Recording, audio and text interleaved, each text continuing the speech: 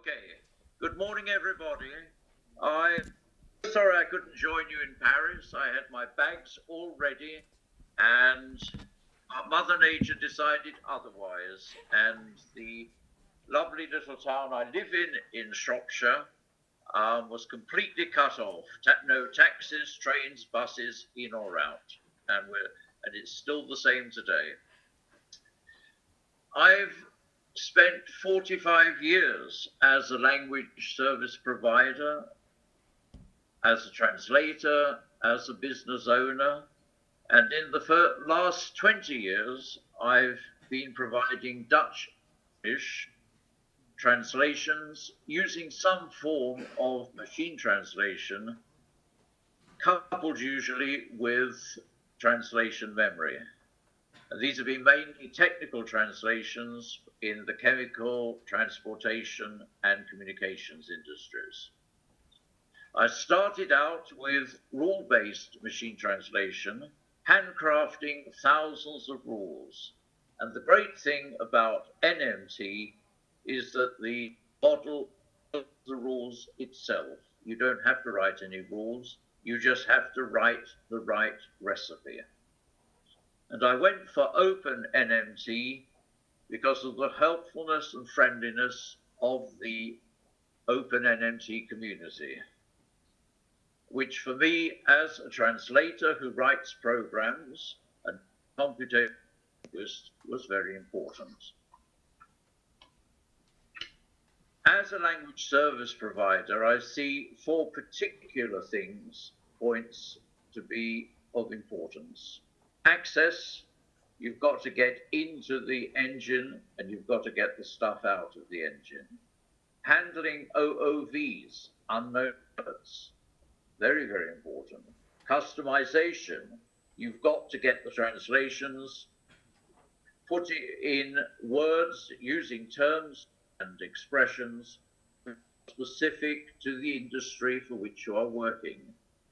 And then the question of to the neural network. Your translators have post-edited their material. It's in the translation memory in some sort of decent human form. What you want to do is to get that back into the neural network to improve the model. So for translators, open NMT is a mystery. They have no idea what's going on. We need ways to get into it, ways to access the engine. And there are four ways, I think, which are the best ways to do that. Connectors, there's dedicated client software, there are web pages, there's a web setup, and there's the command line. But in practice, in the translation industry, connectors and dedicated client software are probably the two ways to go. We have four connectors which we currently use and allow our translators to use. One is the memo queue by John Olds, and then there's an SDL Trados connector also by John Olds. And John Olds is somewhere there in the hall. So John, if you'd like to put your hand up and show people where you are, they can come up to you afterwards. The other two connectors are by a guy in Thailand called Tom Hoare, who many of you will know if you also subscribe to the Moses list. For the translator, it's a simple business. He simply has to install the plugin within his memo queue or SDL environment, enable it, and he's away to go. He can either have the document translated in batch form and then pull it up and work through it segment by segment, or he can open the document and go through it segment by segment. And the machine translation program, OpenNMT, will provide solutions or proposals on the target side. And in this case, you see, there are 4 proposals by the machine translation, and the translator can either accept them, modify them, or totally reject them. In practice, of course, he would have various translation memory programs or translation memory databases connected into that environment, and proposals from them would also appear on the right-hand side. Another popular translation memory program is Cafetronic, and you see more or less the same thing happens there, that a proposal will come from the OpenNMT engine in the bottom of the screen. The translator can accept it, modify it, or totally reject it, and then click on transfer to target segment, and then it goes into the translation memory. Again, the translator is in control. Nothing is forced on him. He can either accept it or reject it.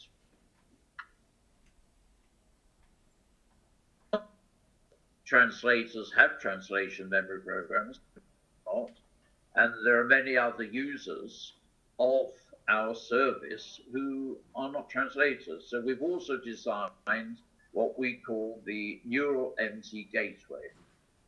And this provides various ways in which somebody can actually input a source text and get a translation, either by, for instance, speaking it into the box on the left-hand side, clicking translate, getting it at the answer or translation on the right-hand side. It's also possible to translate complete files this way. The option for that is actually covered by myself on the screen.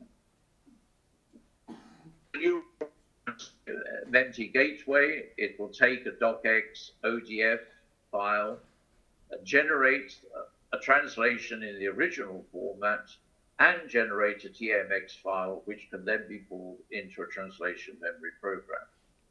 Or it can also translate a TMX file directly. So we have a way of getting our source text in and getting our target or a translation out. But if a translator is suddenly confronted with a segment like this, he's going to throw up his hands in horror and say, well, what use is that to me? All these UNKs, what does this mean? What's all this about? So I think this is really one of the issues we do have to deal with in neural machine translation, that we often get these OOBs. If the words in the original document are not in the model's vocabulary, it won't be able to deal with them necessarily. So we have to try and reduce these, and we can do that by increasing vocabulary. We can do it by something called incremental training. The literature also refers to using subword units.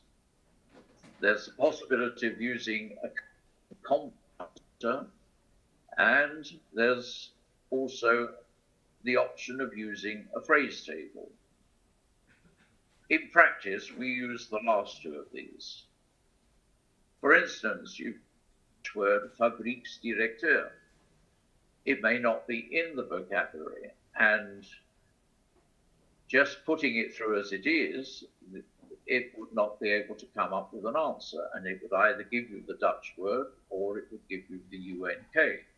But by using a compound splitter, and there are a lot of compound words in Dutch, we're able to break it down into Fabriekdirecteur, factory director. Words are in fact in the model's vocabulary, and that will be translated correctly. This is an example of the backup dictionary, the phrase table option.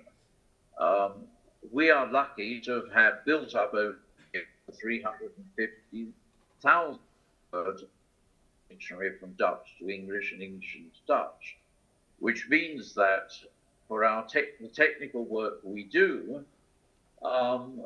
the UNK, unknown word phenomenon, occurs fairly rarely. Another thing we come across in technical translation, professional translation, is that ring us up and say,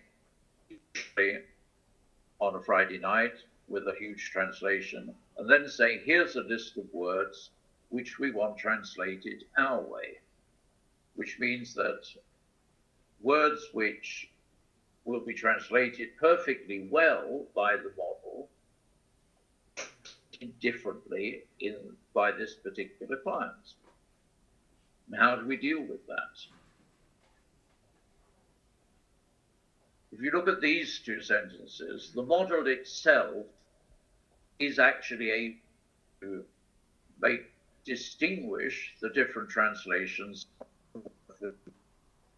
You can see in the first example that it recognizes that it should be translated as compound here, and it's worked out itself on the basis of the other words, the context in which it occurs. And in the second sentence, it is able to translate Verbindungen as connections, again because of the context in which it occurs. But you'll notice that the word Fabrik has actually been translated differently in the two sentences. One is as factory and the other is as plant.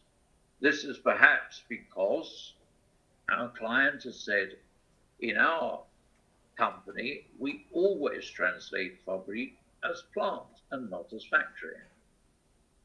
So to do this, we actually have a custom dictionary set up so that we can force through the translation of certain terms with a specific translation specified by our particular customer. And this actually is done at an intermediate stage, at the client stage, in fact, and enters the model, the machine translation model, already translated. Another example would be, say, that the company says, in our company, we never translate Raad van Bestuur as board of directors. We always translate it as board of bailiwicks. And you see, so we can actually enter phrases into the custom dictionary and force the translation of those particular phrases.